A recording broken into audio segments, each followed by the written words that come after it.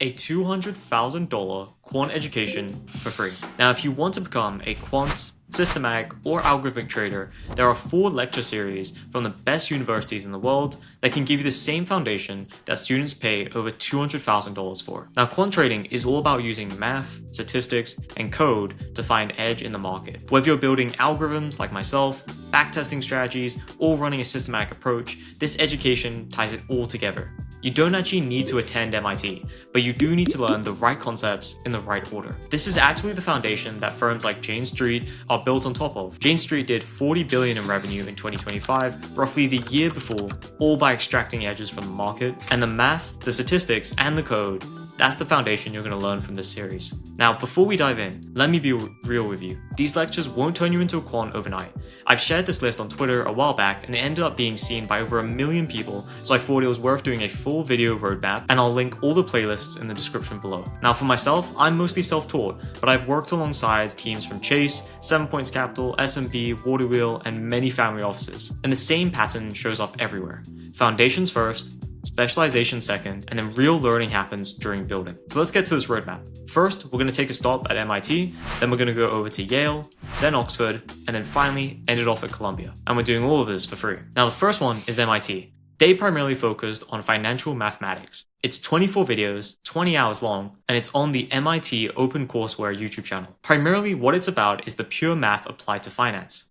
A couple of the key topics include linear algebra for portfolio optimization, factor models, things like that.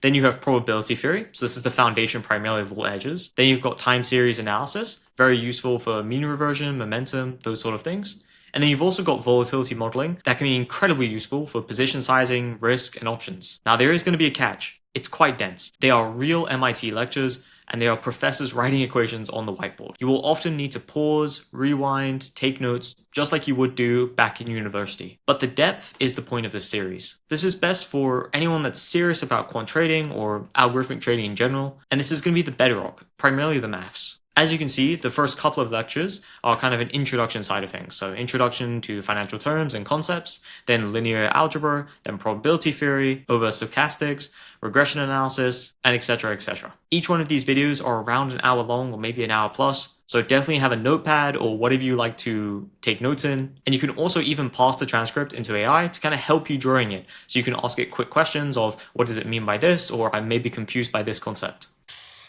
Now going over to step 2, this is when we visit Yale. This is primarily where they go over financial theory. It's 26 videos and it's about 26 hours long. Primarily what this is it's a full semester reviewing the key statistical concepts in finance. A couple of the key topics include portfolio diversification, which is primarily the only free lunch in finance. You've got the efficient frontier, which is around optimal risk versus return mix. You've then got arbitrage pricing theory, so how factor models work, pricing assets. And you've also got a yield curve arbitrage, primarily which is an intro to relative value trading. Now, as with the last one, there's going to be a catch. And for this one, personally in my opinion, some of these references do feel a bit outdated, but the core concepts such as portfolio theory, the basics of arbitrage, risk management are all timeless and they're still going to be worth learning from. Now, this is primarily going to be best for anyone that has already gone through the MIT one and then wants to pair it with it, or maybe if you're watching them at the same time, but that's going to be a pretty intense education. They do cover some of the same topics, so potentially you can watch one on MIT and then watch it from Yale, see if which one explains it better, or if you learn something else from rewatching it. And in a similar fashion, they kind of started off slow by going over,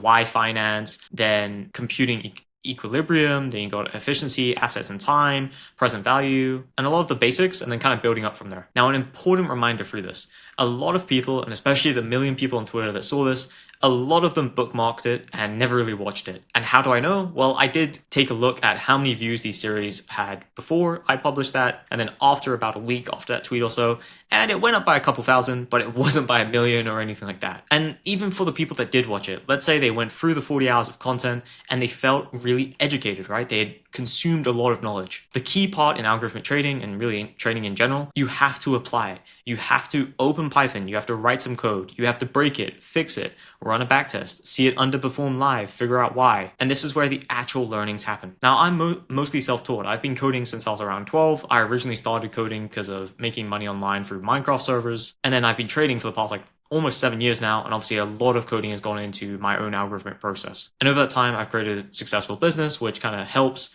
either family offices, successful traders, or sometimes funds as well. On the quant side of things, where we're either doing development, consultation, or just really taking someone's idea and turning it into an algorithmic trading operation which can execute trades based on that logic. And from speaking with tons and tons of engineers and also interviewing a lot of engineers, the people that get good at quant trading or algorithmic trading are the ones who are building things and not just consuming content. Don't get me wrong, consuming content is, I would still say, around 30 to 40% of the learning. You have to start from somewhere. But once you consume a bit of content, try and apply it, try and test it out. And nowadays with AI, you really have no excuse. AI can kind of write most of the code for you anyway if you're a bit lazy. And it's a great way to just start tinkering with things. And this leads me on to the next one, which is a bit more hands-on. And this is a quantitative trading strategy playlist. And it's from a lecturer that was lecturing at Oxford. And he does 34 videos in total. Most of them are more hands-on. And they're primarily around Python implementation of trading strategies.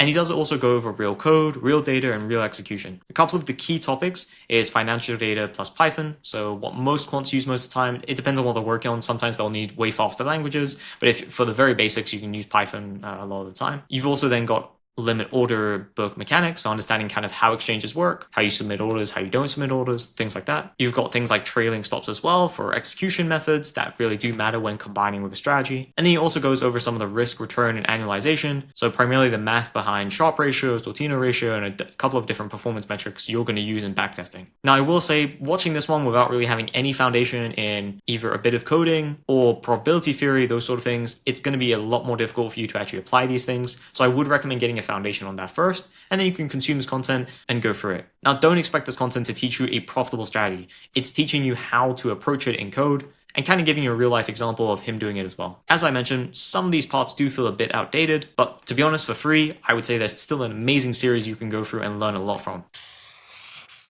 And then for the final stop, we've got price momentum at Columbia. This is just 2 lectures. It's about, I think, 2 hours long, give or take, or maybe 3. Actually, let me just correct this. I think it's about 1 hour long for the 2 videos. I know one of the main videos is around 24 minutes long. So this one is very easy to go through, and primarily it just specializes on a deep dive on momentum, one of the most robust return drivers across really all markets. It goes over why momentum works and some of the kind of 2 main differences of momentum and 2 of the main flavors of momentum, which is cross-section and time series as well. And primarily in the lecture, he's referencing the Value and Momentum Everywhere research paper, which is one of the most famous research papers and has some amazing people on it like Cliff Asness, and is overall one of the kind of like timepieces for momentum. If you want to start trading, you can kind of read through that paper, get the very basics from it. Now, this is going to be best for anyone building or considering a momentum strategy. And to be honest, even if you're not, momentum is one of the main strategies in really any portfolio, so it's really worth understanding. Now, it is a bit of an outdated version of momentum. It's still going to technically work, but there are many things and improvements you can add on top. But for understanding the basics, I think it's a great lecture. Now, there's an incredible amount of value and hours to kind of go through for all these particular series.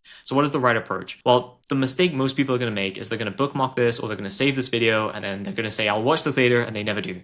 First thing to do is just pick one series, start with MIT or Yale, and just block 2 to 3 hours per week and treat it like a class. Take some notes, pause, rewatch. Don't jump between series, in my opinion, but you can obviously watch these in 1.5 speed or 2x speed if you want to do that. And then 4, build as you go.